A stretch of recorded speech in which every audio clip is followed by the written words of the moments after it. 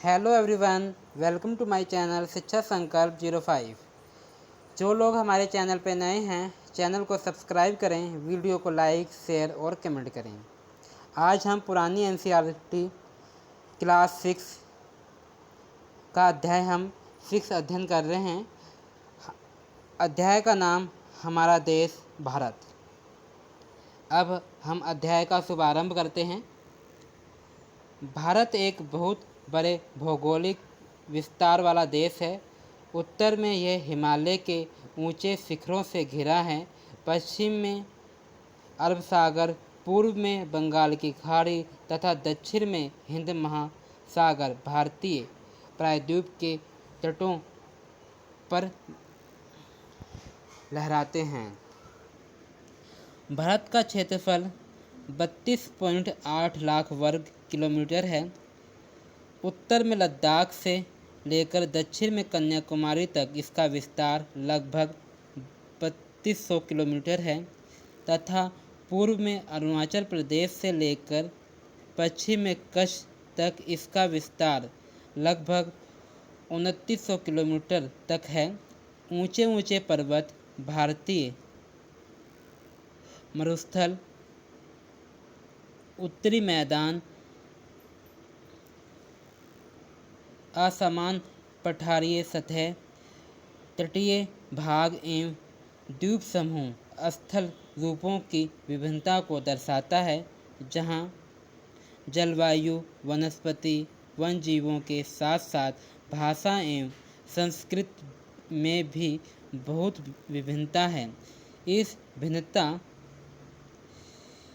में भी हम एकता को पाते हैं, जो हमारी परंपराओं में दिखती है। यही कारण है कि हम एक राष्ट्र में बंधे हैं।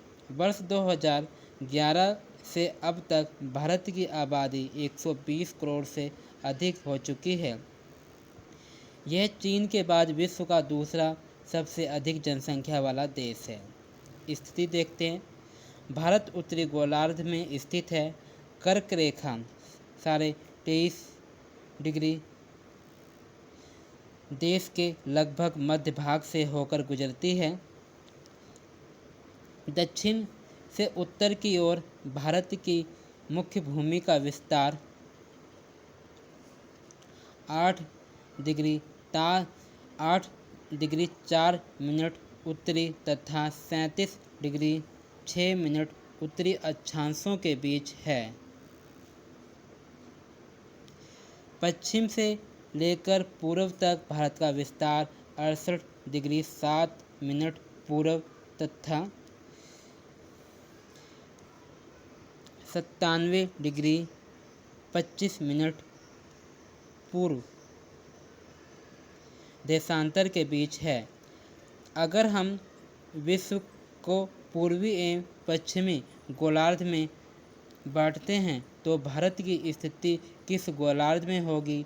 बहुत बड़े देशांतरी विस्तार लगभग 29 डिग्री के कारण यहाँ के दो छोर पर स्थित है। स्थानों के स्थानीय समय में बहुत अधिक अंतर हो सकता है। इस तरह की दूरी पर स्थित दो स्थानों के बीच समय का अंतर लगभग 2 घंटे का होता है। जैसा कि आपने पहले पढ़ा है कि प्रत्येक एक देशांतर के लिए स्थानीय समय में 4 मिनट का अंतर आता है। पश्चिम से गुजरात की अपेक्षा पूर्व के अरुणाचल प्रदेश में सूर्योदय लगभग 2 घंटे पहले होता है। आप पहले पढ़ चुके हैं कि 82.5 पूर्व देशांतर के स्थानीय मानक को भारत का मानक समय क्यों माना गया है? ये यमोत्तर को भारत का मानक यमोत्तर भी कहा जाता है।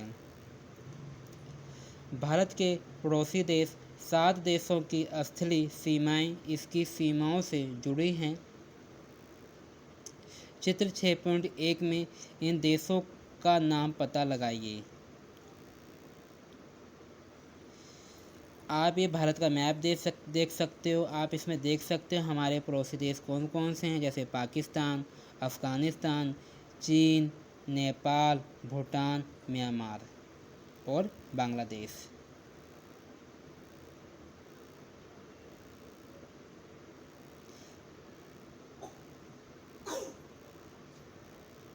अब ये भारत का राजनीतिक मैप देख सकते हो। यहाँ पे सभी राज्यों को दर्शाया गया है। आप देख सकते हो लद्दाख, जम्मू कश्मीर, हिमाचल प्रदेश, चंडीगढ़, हरियाणा, पंजाब, उत्तराखंड, उत्तर प्रदेश, राजस्थान, मध्य प्रदेश, गुजरात, बिहार, झारखंड, पश्चिम बंगाल, अरुणाचल प्रदेश, असम, मणिपुर, नागालैंड, मिजोरम, त्रिपुरा, महाराष्ट्र, छत्तीसगढ़, उड़ीसा, आंध्र प्रदेश, कर्नाटक, तमिलनाडु, केरल। हम इन राजनीतिक मैप में इन सभी को देख सकते हैं। इनमें से कौन कौन से देश हैं जिनकी सीमाएं समुद्र से नहीं लगती है। दक्षिण में समुद्र में स्थित दो द्वीप श्रीलंका तथा मालदीव हमारे पड़ोसी हैं। पाक जल संधि भारत को श्रीलंका से अलग करती है। राजनीतिक एवं प्रशासनिक विभाजन। भारत एक विशाल देश है। प्रशासनिक क्रियाकलापों के लिए देश को 28 राज्यों और 8 केंद्र शासित प्रदेशों में बांटा गया है। दिल्ली भारत की राजधानी है। राज्यों का निर्माण मुख्यतः भाषाओं के आधार पर हुआ है।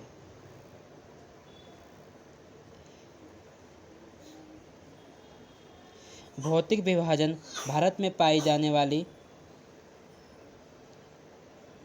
भौतिक आकृतियाँ विभिन्न प्रकार की हैं, जैसे पर्वत, पठार, मैदान, तट तथा द्वीप समूह। उत्तर में बर्फ से ढका हिमालय संतरी का कार्य करता है। हिम प्लस आले का मतलब होता है बर्फ का घर।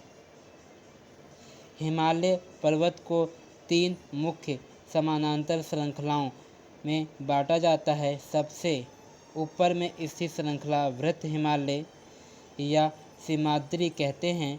इसी श्रृंखला में विश्व की सबसे ऊंची शिखर है। मध्य हिमालय या हिमाचल हिमाद्री के दक्षिण में स्थित है। बहुत से लोकप्रिय पहाड़ी स्थान यहाँ स्थित हैं। 5 पहाड़ी स्थानों के नाम का पता लगाइए। शिवालिक सबसे दक्षिण में स्थित श्रृंखलाओं है। हिमालय के दक्षिण में भारत का उत्तरी मैदान स्थित है। यह मैदान समतल तथा सपाट है। यह मैदान सिंधु, गंगा, ब्रह्मपुत्र तथा इसकी सहायक नदियों के द्वारा लाए गए जलोढ़ निक्षेपों से बने हैं। नदियों के ये मैदान कृषि के लिए उपजाऊ भूमि प्रदान करते हैं। यही कारण है कि इन मैदानों में जनसंख्या अधिक है। भारत के पश्चिमी भाग में भारतीय मरुस्थल स्थित है। यह शुष्क, गर्म एवं रेतीला स्थल है। यहाँ वनस्पति की मात्रा बहुत कम है। उत्तरी मैदान के दक्षिण में प्रायद्वीपीय पठार स्थित है। इसकी आकृति त्रिभुजाकार है। इसका धरातल काफ़ी ऊंचा नीचा है। इस क्षेत्र में बहुत सी पहाड़ी श्रृंखलाएं तथा घाटियाँ स्थित हैं। इसके उत्तर पश्चिम में अरावली श्रृंखला स्थित है, जो विश्व की सबसे पुरानी श्रृंखला है। विध्वंस एवं सतपुरा भी महत्वपूर्ण श्रृंखला है। इन श्रृंखलाओं से होकर नर्मदा तथा तापी नदी बहती है। ये पश्चिम की तरफ बहने वाली नदियां हैं जो अरब सागर में गिरती हैं। इस पठार के पश्चिम में स्थित घाट या सह्याद्री तथा पूर्व में पूर्वी घाट स्थित है। पश्चिमी घाट का विस्तार एकमात्र रूप से है, जबकि पूर्वी घाट बीच बीच से टूटा हुआ है तथा असमान है। इन पठारों में खनिजों जैसे कोयला एवं लौह अयस्क की प्रचुरता है। पश्चिमी घाट की पश्चिम में तथा पूर्वी घाट के पूर्व में तटीय मैदान स्थित है। पश्चिमी तटीय मैदान काफ़ी संकरे हैं। पूर्वी तटीय मैदान अपेक्षाकृत चौड़े हैं। वहाँ पूर्व की ओर बहने वाली नदियाँ हैं, जैसे महानदी, गोदावरी, कृष्णा तथा कावेरी बंगाल की खाड़ी में गिरती हैं। ये नदियाँ अपने मुहाने पर उपजाऊ डेल्टा का निर्माण करती हैं। बंगाल की खाड़ी में गंगा एवं ब्रह्मपुत्र नदी के मुहाने पर सुंदरवन डेल्टा स्थित है।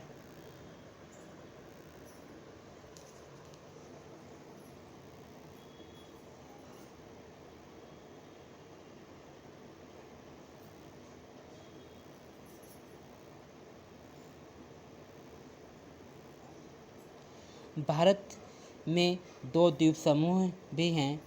लक्षद्वीप समूह अरब सागर में स्थित है। ये केरल के तट से कुछ दूर स्थित प्रवाल द्वीप है। अंडमान एवं निकोबार द्वीप समूह जो भारत के दक्षिणी पूर्वी दिशा में बंगाल की खाड़ी में स्थित है। क्या आप जानते हैं कि कौन सा द्वीप समूह वर्ष 2004 में सुनामी से प्रभावित हुआ था? समाचार पत्रों तथा लोगों से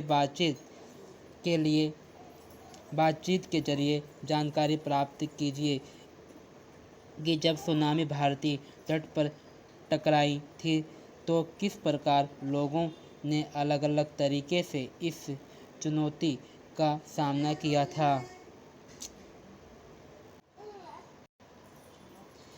सुनामी एक विशाल सागरी तरंग हैं जो समुद्र तल पर भूकंप के कारण उत्पन्न होती हैं। अब कुछ प्रश्न अभ्यास के लिए देखते हैं कौन कौन से प्रश्न हैं। नंबर 1, भारत को कितने भौतिक भागों में विभाजित किया जा सकता है? उनके नाम लिखिए। नंबर 2, भारत की असली सीमा 7 देशों से जुड़ी है, उनका नाम लिखिए। कौन कौन से दो प्रमुख नदियाँ जो अरब सागर में गिरती हैं? नंबर 4 प्रश्न, गंगा एवं ब्रह्मपुत्र के द्वारा बनाए गए डेल्टा का नाम लिखिए। भारत में कितने राज्य तथा कितने केंद्र शासित प्रदेश हैं? उनकी राजधानियों के नाम बताइए। नंबर 6, उत्तरी मैदान में अधिक जनसंख्या में निवास करती है, क्यों करती हैं? नंबर 7, लक्षद्वीप को प्रवाल द्वीप क्यों कहा जाता है? ये कुछ सही, इनमें से हमने सही का चयन करना है। नंबर 1, हिमालय के सबसे दक्षिणी भाग का क्या नाम है? शिवालिक, हिमाद्री, हिमाचल। नंबर 2, सह्याद्री को अन्य किस नाम से जाना जाता है? ये बताना है। अरावली, पश्चिमी घाट या हिमाद्री। नंबर 3, पाक जल संधि किन देशों के बीच है? श्रीलंका या मालदीव। भारत एवं श्रीलंका और भारत या मालदीव, इन सब चीज़ का हम इस चैप्टर में अध्ययन कर चुके हैंगे।